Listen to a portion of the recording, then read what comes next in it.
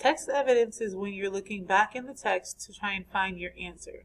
It's going to be right there, what you've already read.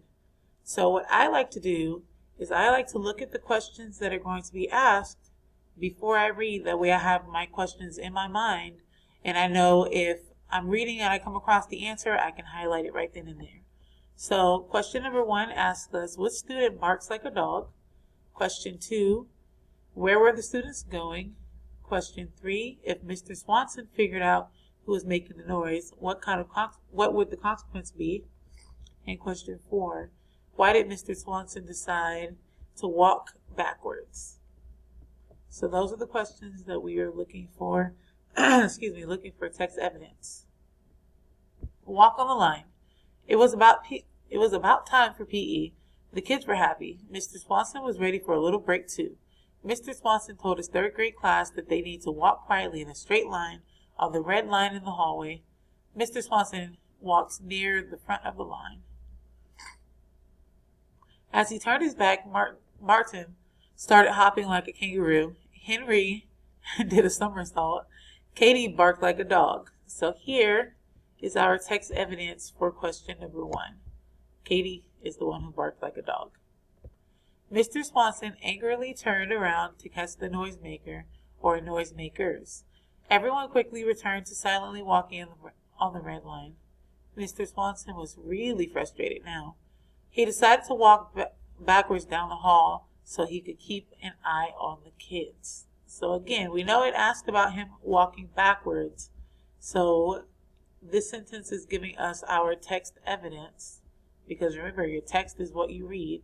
So the evidence is that he walked backwards so he could keep an eye on the kids. This way, he could catch the guilty sound creators and make them walk laps at recess. Mr. Swanson was ready to figure out who would dare make a sound in the peaceful hallway. Mr. Swanson didn't realize the custodians just mopped the tile floor. As Mr. Swanson grumpily walked backwards, he suddenly lost his balance. His legs began slipping and sliding. He looked like a clueless first-time ice skater.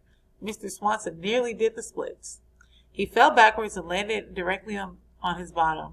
He quickly stood up, hoping that none of the kids just witnessed his embarrassing fall. The kids all laughed out loud. Mr. Swanson laughed too. Years later, the kids in the class still remind Mr. Swanson of his epic slip and fall. It's pretty funny. So I know we found our text evidence for 2 of the questions.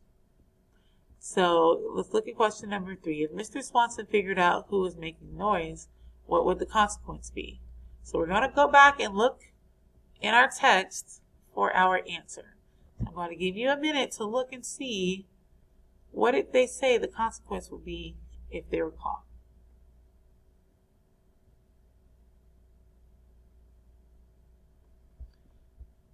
Let's move that to where you guys can see it a little better.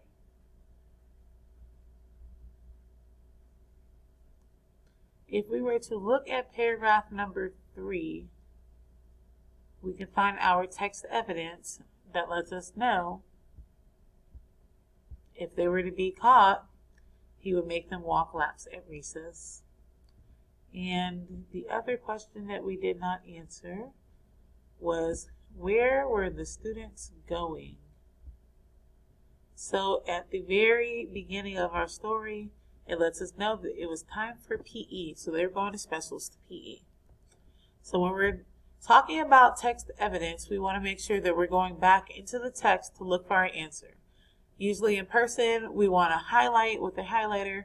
Some of you guys may know how to use the highlighter on the computer, which is great. If you need to use that, you are more than welcome to.